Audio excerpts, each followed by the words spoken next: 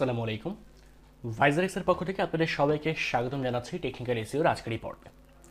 আজকে আমরা জানবো what is technical SEO, technical SEO আসলে কি, টেকনিক্যাল এসইও কিভাবে করে কাজ করে এবং এটি আপনার জন্য কেন অত্যন্ত প্রয়োজন। তো চলুন শুরু করা যাক।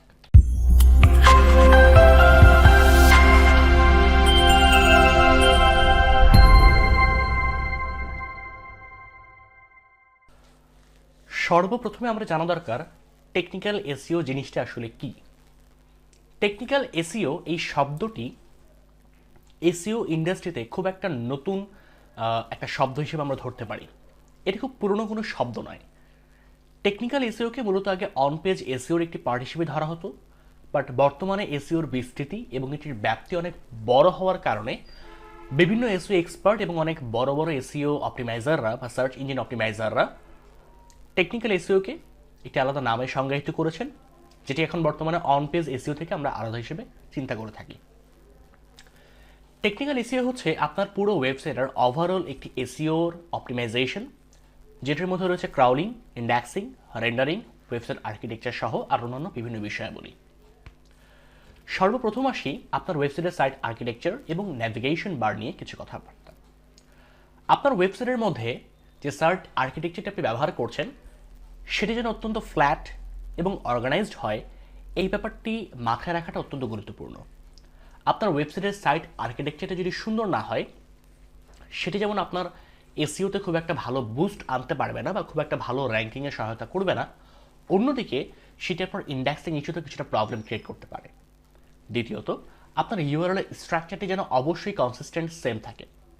দুদিন পর পর যেন আপনি ঘন ঘন ইউআরএল স্ট্রাকচার চেঞ্জ না করেন, ব্যাপারটি অত্যন্ত গুরুত্বপূর্ণ। কেননা আপনি যদি কিছুদিন পর পরই আপনার ওয়েবসাইটের ইউআরএল স্ট্রাকচারটি চেঞ্জ করে থাকেন, সেটা আপনার পুরো ওভারঅল ওয়েবসাইটের অন পেজ এসইও এবং টেকনিক্যাল এসইওর পাশাপাশি অফ পেজ এসইওতেও সেটি কিছুটা প্রভাব ফেলে থাকে। তৃতীয়ত, আপনার ওয়েবসাইটের ব্রেড কামসটি যেন অবশ্যই নেভিগেশনের মধ্যে থাকে এবং আপনার নেভিগেশন পার্টটি যেন অবশ্যই এসইও ফ্রেন্ডলি হয় এবং আপনার ব্রেড কামটিও যেন অবশ্যই নেভিগেশন ওয়াইজ হয়ে থাকে।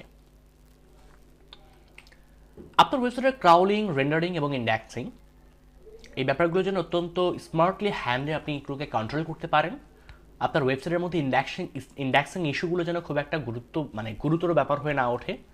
আপনার ইন্টারনাল লিঙ্কিংগুলো যেন আসলে প্রপারলি সেট আপ করা থাকে, যেন আপনার ওয়েবসাইটে কোনো ডিপ পেজকে গুগল খুব ইজিলি ক্রাউল করতে পারে।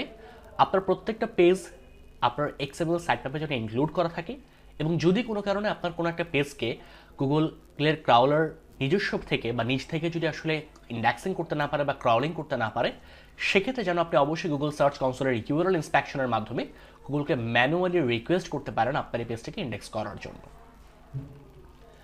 আপনার ওয়েবসাইটের মধ্যে কোনো রকম থিম বা ডুপ্লিকেট কন্টেন্ট যেন না থাকে এবং যদি থাকে তাহলে অবশ্যই আপনাকে একটি এসইও অডিট টুলের ব্যবহার করার মাধ্যমে আপনার ওয়েবসাইটের ডুপ্লিকেট কন্টেন্টগুলোকে ফাইন্ড আউট করতে হবে এবং সেগুলোকে অ্যাজ সুন অ্যাজ পসিবল আপনাকে চেষ্টা করতে হবে নো ইন্ডেক্স পেজেস দিয়ে দেওয়া।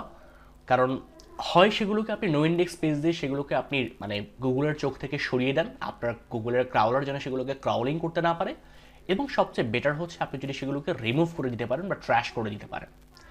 দ্বিতীয়ত হচ্ছে আপনার ওয়েবসাইটের কোনো ইউনিক কন্টেন্ট যেন ভুলবশতও নো ইন্ডেক্স পেজ হিসেবে না থাকে এবং আপনার ওয়েবসাইটের ক্যানোনিক্যাল ইউআরএলস যেন প্রপারলি অপটিমাইজ করা থাকে। আপনার ওয়েবসাইটের লোডিং স্পিড অত্যন্ত গুরুত্বপূর্ণ একটি ভূমিকা রাখে এসইওতে। আপনার ওয়েব পেজের সাইজ যেন অত্যন্ত কম হয়ে থাকে এবং আপনার ওয়েবসাইটের লোডিং স্পিডটি চেষ্টা করুন যতটুকু পসিবল কম রাখার জন্য। যদি সিডিএন দিয়ে পসিবল হয় তাতে সিডিএন ইউজ করুন, যদি সিডিএন ছাড়া পসিবল হয় তাহলে সিডিএন ছাড়া ব্যবহার করুন এবং চেষ্টা করুন যতটুকু সম্ভব হয় থার্ড পার্টি স্ক্রিপ্টসগুলোকে ওয়েবসাইটের মধ্যে ব্যবহার না করতে। সবাইকে অসংখ্য ধন্যবাদ আমাদের টেকনিক্যাল এসইওর আজকের এই ভিডিও টিউটোরিয়ালটি দেখার জন্য।